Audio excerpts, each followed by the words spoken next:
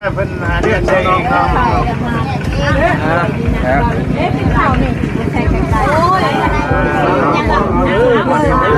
อ้าวฮับเอาละเด้อเลยมันฮับเอาแล้วเลยนะเขาจะเอาไปเลี้ยงซอยมันดีแล้วเด้พวกนี้ก็จะไปอยู่นี่เขาจะเลือกเอาไปกับเขาไปได้กับชายใหญ่ๆนะเขาจะไปเขาเอานี่เขาจะไปใช้เนี่ยเขาบ่มีนี่เขาจะไปไปพลังพอดีแล้วช่วงนี้ช่วงลำให้ลำหน้าลงให้ลงหน้าใช่ไหม เนาะจะได้ด้วยหมอบ เจ้าคำคุณคำหนาคุณหลัง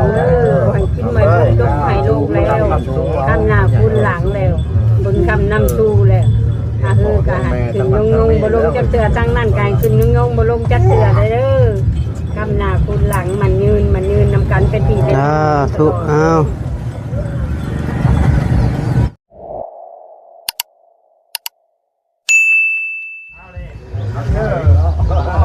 เอาขับสับถ่ายสบายดีและสวัสดีช่วงบรรยากาศตอนสวยๆพี่น้องเนาะตอนนี้ก็เวลาก็ประมาณ9 โมงพี่น้องเนาะพอดีมาฮอดบ้านของน้องFC แล้วพี่น้องเนาะพอดีเพิ่นกำลังแต่งคันพี่น้องเนาะพอดีเพิ่นกำลังเตาห่วมว่าสิเอาน้องอีมือนี่แล้วพี่น้องเนาะพอดีมือนี่เป็นมือดีมือมาฮับเอาน้อง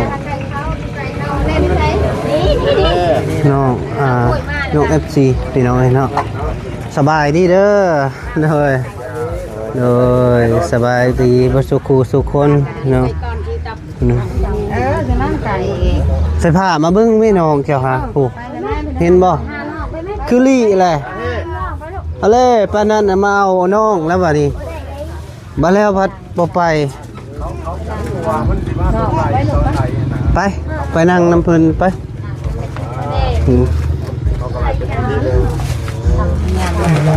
ต้องมีแต่งเนาะ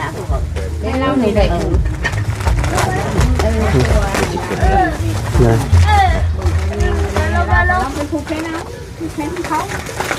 ั่นแหละเขาบอกมาค่ะ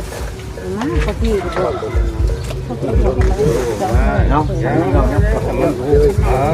มันบอกแล้วบอกเขาไม่ชมเขาจ้ะครับผมมาแต่เขาป้อมรู้ใจเราประตูเขาบอกมาโธ่น้องสิ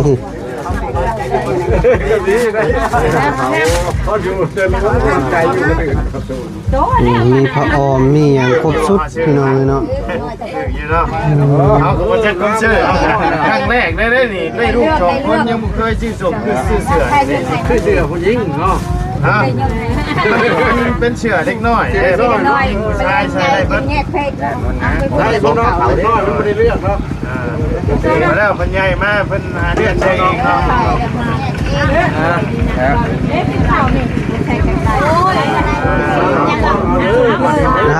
อ้าวฮับเอาละเด้อเลย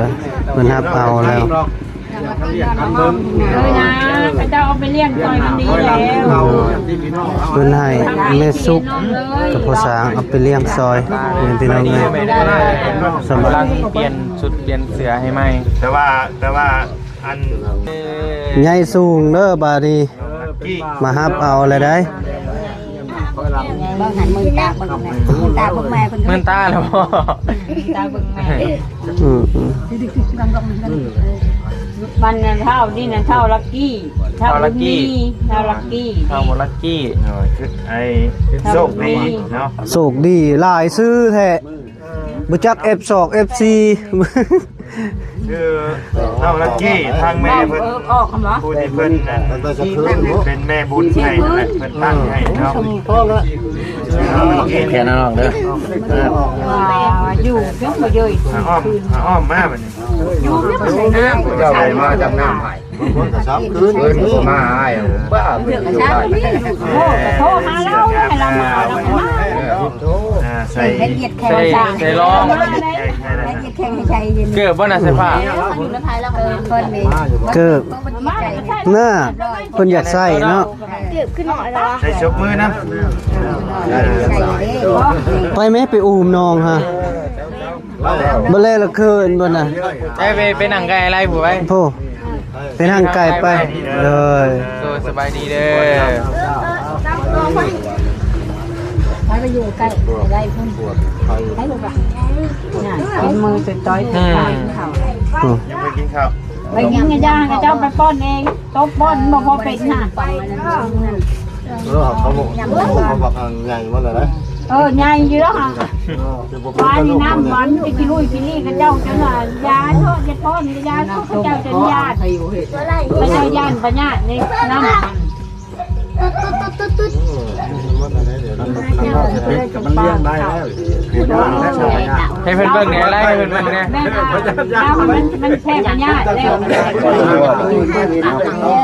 เขายา อยากเข้าหรือไปแจ้งนะ แม่จะกินยาแล้วยากับที่เจ้าป้อนเอง ชื่อว่าอย่าว่าเข่าเมื่อจะกินก็ได้ทีนี่แต่เราชุกนะเรา สร้างว่า เฮ็ดได้ไม่สุกบ่นี่ลูกอยากเข้าเลยได้ ลูกอยากเข้าไม่ได้ระบาด อยากนมบ่นี่บ่น้ำนม เดี๋ยวจังไปเนาะให้ทางผู้รักผู้ใหญ่เพิ่นคุยกันเรื่องนี้ก่อนเนาะ เลย จังใดเนาะ ผูกอันนั้นบ่มันผูกแขน เขาในคนเขาเอา แล้วก็ผูกนี่นะ เอาสิคนกับผู้ หับเอาเพิ่นแน่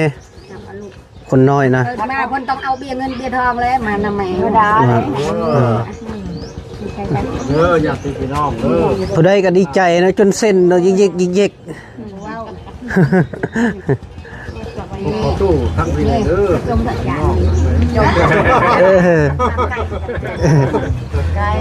นี่จานไก่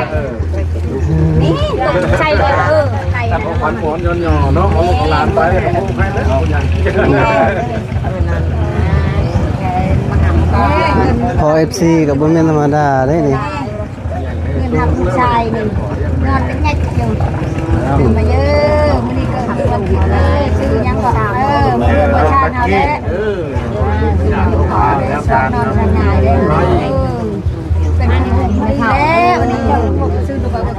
ฉันก็ โธ่ป้าโต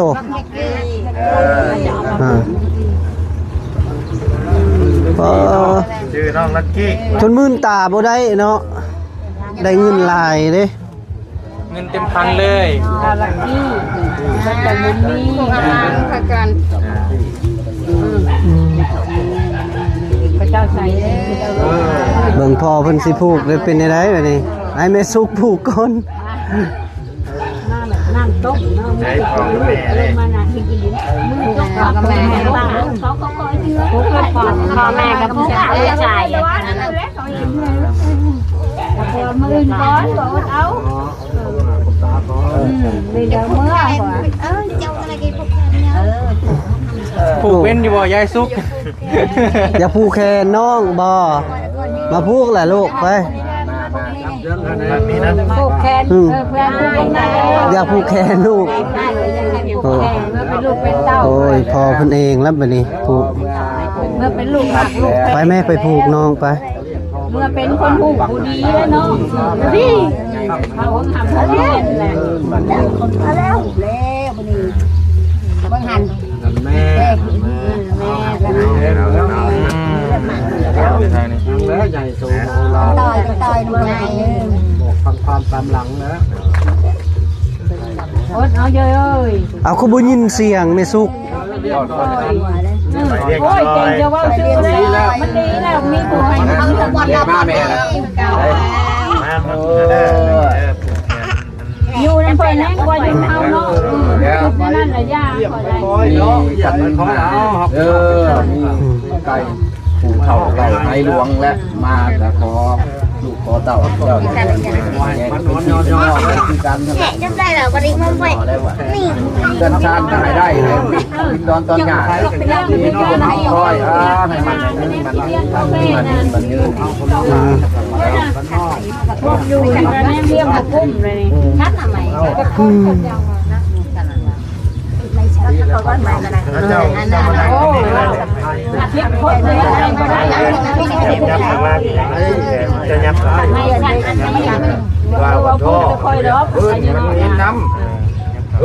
ในหูเห็นน้ำเขาผูกแขนน้ำผู้ใหญ่นี่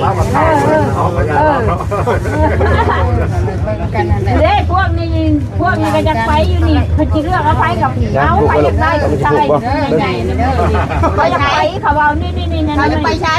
เนี่ยเขาบ่มีนี่เขาจะไปไปพนัน พอดีแล้วช่วงนี้ช่วงลำให้ลำหน้าลงนาใช่ไหม เนาะได้ด้วยเป็นว่า ใหญ่ดีกว่าแล้วนี่ราคาใส่ไข่ กว่ากันยับเจ้าค่ะ ไปเลยจะประมาณเด้อผู้ใหญ่ ผ้าด ลากก็ลากเร็ว มันไปจักทางไปแล้วเอาคุณใหญ่ไปเนาะไปชักใหญ่ กูยับเข่าอันนั้นก็ลูกบอก ลูกคนเที่ยวแม่เที่ยวนี่แหละมาใหญ่นี่กับผู้เดียวลูกชายโคนนะบัดนี้เห็นผูกแกน้องผูกน้ำใบบ้านในครัวเยี่ยม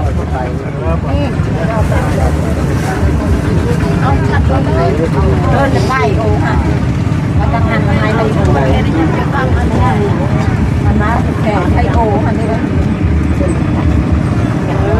คือนี้ไม่ของอันนี้เขาไปบอกเขาบอกเอาจักกันโอ้มาพี่โดโอ้ยโอ้ยาทอดเขาบอกมาเลยยาแกะป่ะนะโอ้เขาเป็นลูกเกเลยจังปะ มุกหอม แม่ว่าใช้บัตรนี้ทั้งนั่นเนาะทั้งแต่ว่าเฮาเป็นเงินกีบมาเด้อโอ้โหว่าต่อไล่ตามเดทเลย อะไร3,100ไป13ล้านก็ไป13 ล้านเนาะ 13ล้าน600,000 บาท ไปก่อนเนาะ ำไล่80บ่68บ่618ไล่ดู เบอร์สีโทรถาม น้องโทรถามเด็ก โตทำเด็กมันก็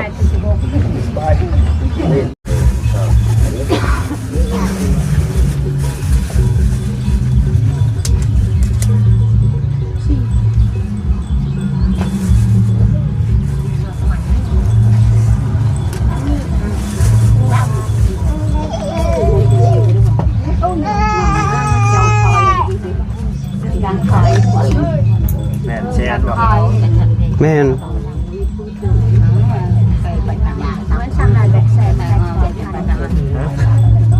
800,000อันนั้น 3 ล้าน8 แสน20,000 แม่น3ล้าน8แสน20,000 20,000เนาะ 20,000 เดี๋ยวใส่มันครบตามจำนวนนั่นแหละ นวลนั่น เท่าได้ก็เท่านั้นแหละ จะบ่ได้ของบ่ได้ค่าเด้ เนี่ยจอยไปเปลี่ยนว่าโอ้บ่พอเท่านั้นเท่านี้เลยมันยากอีกนะ เนาะ เอาตามเรทเลย เอาตามเดทเลย โด เนาะ ย เนี่ยใส่เพิ่นนี่ล่ะ 13ล้าน8แสน20,000 เอา ใครสิครับ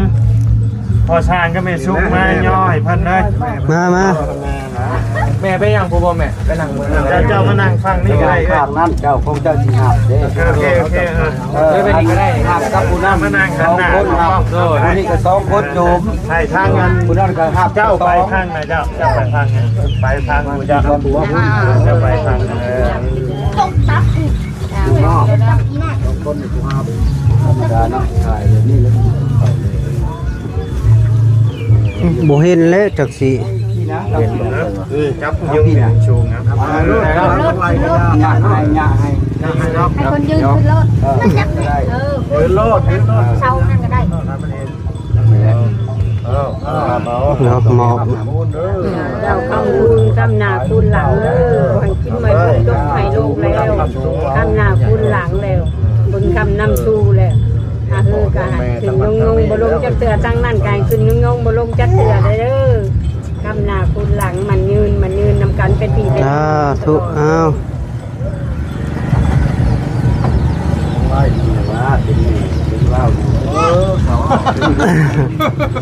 แต่คุยกันเรียบร้อยแล้วก็เรื่องไง ได้แล้ว จริงละเอียดเด้ มันจังละเอียด แม่มีบทบันทึกกันยัง บทบันทึกมันต้องมีแหละ เ กายจ้ำมีหยังเด้ คนตัวเก่าตัวเปลี่ยนใหม่กันเฮ็ดใหม่ตัวเก่าเอาเบิ่งตัวเก่าตัวใหม่นำเอาเบิ่งถามมันนะก็ยังไงมันเป็น มันก็มีการเปลี่ยนแปลงหลายยกตัวอย่างตัวเก่าก็เขาจะให้เฮ็ดแบบว่ามันเอาไปอะไรให้มันอยู่ในระบบตัวใหม่ซะมีหยังก็การพัวพันมันอยู่ในมันเว้าขอโทษนำให้ก่อนดีหั่นนะก็เป็นหันเป็นนี่มากก็คือว่ามันจังสบายใจ คือทางนี้มันกับทางประชาชนเบิดเลยบัดนี้เนาะ เบิดเด็ก สิทธิ์ให้ทางประชาชนเบิดสิ่งทุกอย่างบัดนี้เนาะ หักแพงกันบ่หรือว่าการพัวพันกันบ่เป็นพี่เป็นน้องกันบ่มันบ่ให้จบไปสิ้น ก็ การนี่แล้วสมมุติว่าจ้างมันเลยที่เอาเป็นตัวใหม่สมมุติว่านะฉะนั้นเพื่อเป็น มันก็การเปลี่ยนแปลงน้อย ตัวใหม่นี่ แม่น เอาเฮ็ดตัวใหม่นี่เพื่อยังเพื่อมอบครับเด็กไปคืนเลี้ยงก็คือในได้สมมุติ แต่สมมติว่าอยากไปเยี่ยมไปหาก็ มองให้เรียบ เบ้าตรงๆเลยเนาะคือบ่ให้ไปบ่อยไปได้แต่ก็บ่ถึงมาบ่อยนะเพราะว่ามันขึ้นอยู่กับทางนี้ได้บัดนี้ เลย ครับ มียังให้เบิ่ง ที่ ยัง ทอด เป็นครอ เชิ บ ง คือ กับ เก่า ไปก็ไปได้เนาะแต่บ่ให้ไปเรื่อย โอ้ยสิไปกันยังได้ไปเรื่อยแล้วกับมันกระจือแล้วคน ก็นั่นแหละก็คือความหมายคือนั่นแหละ ไปเรื่อยก็แม่นบ่ไปเรื่อยก็แม่นบ่ให้ไปพอดีพุ่นแหละ ขั้นเป็นไปได้นะก็เป็นไปได้ก็ไปเลยก็เป็นไปบ่ได้ก็ จะให้ทั้งโปรต่างนี้มาใกล้ชิดกับคนนี้คำหมายก่อนบ่แม่นว่าให้แม่คนนี้ปัดทุน มันมีเนาะ ได้อยู่แล้ว เราเนี่ยนะนั่นจะคิดว่าแอนว่าตัวนี้แหละคือบ่แม่นว่าให้คนนี้หันไปเยี่ยมไปคอยลูกกันน้อยลูกกันสิใจธรรมดาเลยเราเข้าใจนะยันมีผู้ว่าวเนาะมันมีนะผู้ว่าวให้เฮา นี่แหละแต่ว่าจะให้ อันนั้นพระเจ้าท่านเนาะพระเจ้านั่นมีหยังไปไปไกลท่านจะไปได้แล้วให้มาเลยคือเข้ามาพี่นี่เขาก็ช่วยเรื่อยก็เป็นยังเขา เรื่อยแล้วเปลี่ยนเดียวนี่ก็มาจอบคอยที่เก่าแล้วเรา ขึ้นใหม่ก็ ไปเก่าแล้วว่า เชียนใหม่รถได้พอเนาะ เพราะว่าตัวเก่านี่มันก็ เบิ่งหน้าภาษา เจ้าในใจเจ้าเนี่ยอะไรให้เพิ่นเขียนลงไปโลดนะ ใจคอยจะให้เป็นไม้เพิ่มเติม สิขึ้นอยู่ที่เจ้าแล้ว เจ้าจะเว้าในใด เจ้าอย่า หรือว่าเจ้าเขียนก็ได้ทางในบ้านเขียน เดี๋ยวสิเซ็นให้ เพ เนาะ ราะว่าบูจักแนวคิดเจ้าจะเป็นอะไร เพิ่นอ่าน ถ้าว่ากับคนจริง ก็มีแต่เฮาเสนอไว้คันว่าบ่เปลี่ยนมีแต่แบบว่ายกตัวอย่างเนาะคันเพิ่นใหญ่เพิ่นสูงแหละสมมุติว่าสิเอามาคืนนะตัวนั้นยันว่าตัวนั้นดอกบาดนี้ผู้นี้มันก็สิน้อยใจผู้แม่ผู้เลี้ยงนะเว้าไว้นะ มาหน่อยเนาะนี่คน อย่างมากก็มาคันก็คือลูกชายก่อนหันมีเป็นดีเอาเงินเอาคำมาเฮ็ดเงินในจ้างให้พ่อให้แม่ก็บ่ได้ผิดมาเลยก็เมื่อคืนคือเก่ามาเบิ่งมาคอยหั่นนะคันบ่ทุกข์ๆยาก ฐานะพ่อแม่อันนี้เขาเป็นในเช้าเป็นเอ่ยเป็นยังกันแล้วแต่ ว่าพี่น้อง โยปกติบ่ให้มาแล้ววะโธ่ มีแต่พ่อที่แรกจะมาจอบ แต่ว่าความหมายเลยคำว่าของเราบ่ให้ผู้นี้ไปเอามาคืน แม่น สู้ว่าเป็นนั่นแหละว่ามายั่วมาเย้าเนาะอย่ามาจิตใจลูกบัดสิเปลี่ยนไปนำแม่อันนี้ว่าเธอเฮาเป็นแม่นะ โอ้บ่ได้แล้วอยู่ในคลิปก็มีอยู่ เราว้าวนี่นะ บ่เป็นหยัง เพราะว่าเฮาก็ใจกว้างอยู่แล้วแต่ว่าเฮาก็อยากให้เพื่อมันสบายใจทุกคนนั่นแหละ โอ้แล้วมันใหญ่นี่ล้อบ่ได้ว่าว่าหาเงินหาคำได้ผู้ใดเราเอามันสิบ่ฮู้ดอกมันก็จำลาวเพิ่นแล้วเป็นแม่คันว่าคนใหญ่เฮาบ่ว่า จะน้อยบัดไปเห็นบัดเป็นตาแพงอีหยังไปทวงคืนบ่ได้ได้บ่ได้บ่ให้ ไว้นี่แล้ว ก็เพื่อไว้เนาะ นี่แม่สุกผู้ดีแล้วสินาง บ่ได้กินข้าว3มื้ออีกนี่ บ่ได้กินข้าว3มื้ออีก ยันกลัวแล้ว แล้ว 3 จ้า มื้ หน้า อ มาผูกแขนน้องๆแม่เอาบ้านนี่แล้วทั่วบริบูรณ์เลยก็มีแต่ บ้านใกล้ๆนะบ้านนมกอกก็ นับจะนับเบิ่งเด้อเงินเด้อย่ามันบ่ นับเบิ่ง เป็นหยัง ตายกันมาอันนั้นเลยชื่อเลย ย่ามันบ่ครบบ่ยัง ไปนอนก็บ่นอนใช่ นับไปมันจะแจ้งละเอียดแล้วก็โอเค ก็มาให้เพิ่นจ้ำ ก็ได้ เจ้าบ่เขียนในงานเจ้าว่าไปเฮ็ดได้อยู่แล้ว นี่แต่แกเฮ็ดมื้อนี้ให้มันแล้ว ใจเฮ็ดจะให้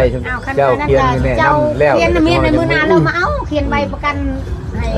เจ้า มื้อหน้ายังมื้อนี้รู้แล้วไผสิไปเฮ็ดมื้อหน้า มื้อนี้กับมื้อนา นี่แต่เจ้าเขียนมื้อนี้แล้วก็เฮ็ดให้มันแล้วมันทั่วมื้อนี้เด้อ หรือว่าเจ้าเขียนแล้วเขียนอยู่แล้วแล้ว เจ้าสิบ่เขียนอยู่เฮือนเจ้าก็มาเซ็นชมเปิดก็ได้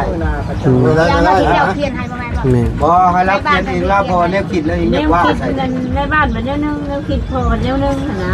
เอาทางในบ้านก็ลองเสนอมาเบิ่งเจ้าอันเฮา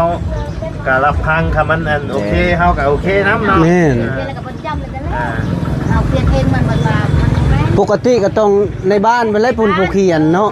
ผู้ปล่อยเด็กเด้ เราเป็นผู้รับอันนี้เนี่ย แม่นเฮาเป็นผู้รับ คน เด้ เซ็นให้ว่าประกันแท้ตัวจริงอันนี้เราเขียน ได้อยู่กันกับมื้อหน้าพุ่นแล้วทางนี้ก็มี แม่น มัน มื้ บ่ อ ว่า หน้าเจ้าเขียนไว้แล้วครับ เพ เจ้า ราะว่าทั้งชุมเฮากับสิมา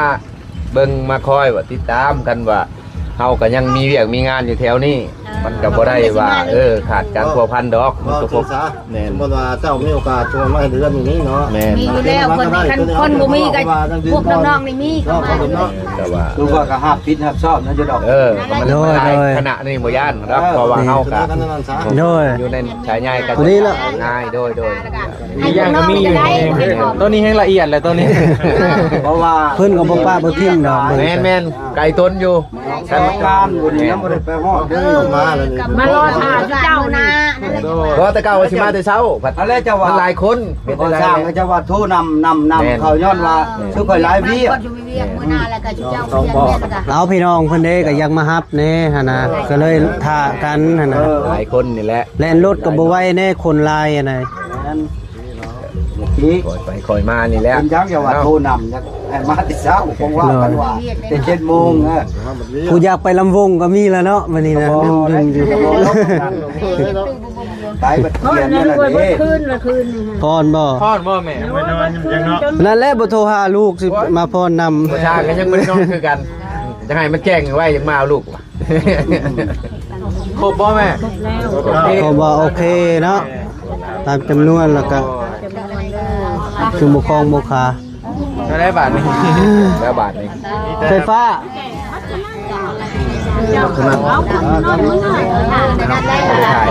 ลงว่ามื้อหน้าเจ้าเขียนให้เลยค่ะจำการ ที่เก่าแล้วต้องละมาเอาเองแล้วได้เส้นแล้วได้ เขาว่าพี่น้องกันแหละ ทางประชางที่ได้เพิ่นมาโทษเพิ่น ได้เส้นเพิ่นได้ภาคไปก็บ่ได้อีกต้องกดเส้นห้าม มีโอกาสมา แม่น มีโอกาสย่ำได้มากก็ได้ว่าคำเสนอเขาภาค เอาควันลูกควันลูก อันนี้ควันลูกกับจับเนาะ จับ นี่คือของ ถือว่าทางก่อสร้างเลยเส้นห้ามทางนางนี่เลยเส้นปล่อย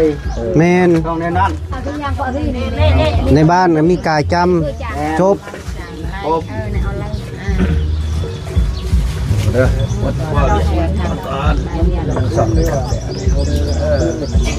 เป็นอะไรเราแยกกันก่อนโอ้สาว เอาก็กันมือนี่เราเปิดหนังสือ เอาพาไก่เพื่อนให้เครื่อง เขาไปยังไง ไก่ส่งให้เขา พอทั้งพอทั้งประชางเมียเจ้ามาอยู่กันได้แล้วเนาะเงินในจำนวนนี้เนาะเด้อประชางเด้อที่ว่ามาผูกแขน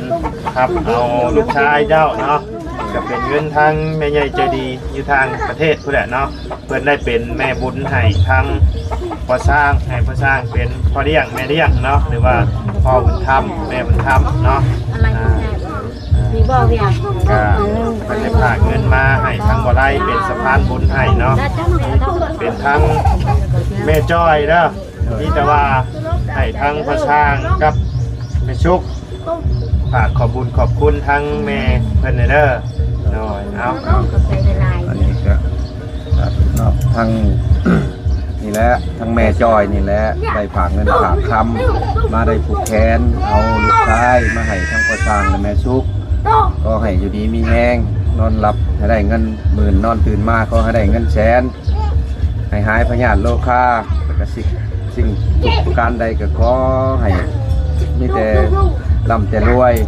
ให้อยู่ดีมีแห้งนอนหลับอยู่ในกองเงินกองคำซะ ไม่ซุกได้วันนี้ ไม่สุก ไม่สุกบ่นี่อ้าว ได้แล้ว มีซุปเด้อวันนี้เด้อ โอ้บ่ได้แล้ว ไปสิให้ประชางช้อนไม่ ต้องได้ซ่อมได้วันนี้บ่ได้เลย ซ่อมก็คักเด้อประชางเด้อ ใส่ผ้ายังเป็นเนาะใส่ผ้าเนาะ มาแล้วค่ะ พูดแล้วบ่วิธีอุ้มลูกนะ เอาทางมาลายกาในนามต่างหน้าที่เป็นสะพานบุญให้ทางแม่จ้อยเนาะก็ต้อง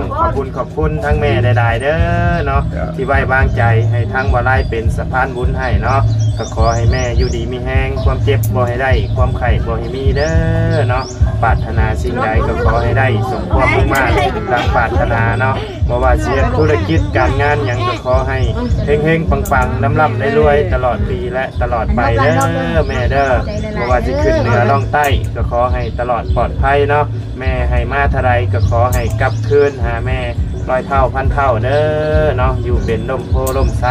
ให้ลูกให้ดานไปดนๆเนาะ ได้มีชุบได้มีชุบ ป้าสามีแต่กลับเนาะบัดนี้เนาะ โอ้ย กลับก่อนเด้อบัดนี้เด้อ โอ้ยอ้าว ขอบมุกขอบใจหลายๆเด้อเนาะ มันสิกลับป่าแล้ว ป้าสาพี่น้องเอ้ยสำหรับคลิปนี้ลำลาแล้วพบเจอกันคลิปหน้าเนาะสบายดีเด้อไป